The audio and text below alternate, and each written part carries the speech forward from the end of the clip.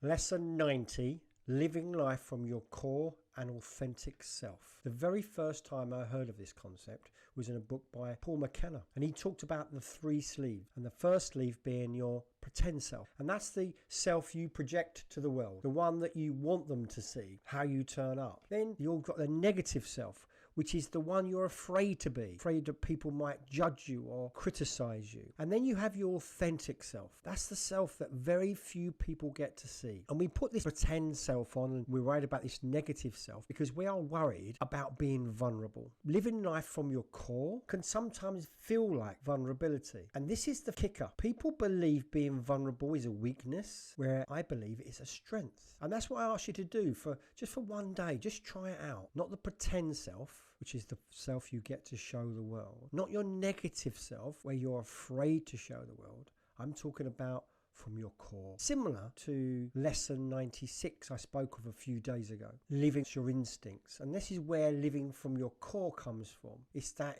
deep down inside feeling of knowing. And once you live from that place without fear of rejection, fear of ridicule, then it's a completely different place where you come from. And you radiate different as well. You ever seen someone who's super confident? They're not really worried about what people think. It's because they're living from their core, authentic self. They're not worried about putting some persona on, trying to impress people or trying to get people to like them. They live life from their core. And this is leading nicely into tomorrow's lesson. And that's living life on your own terms. So until then,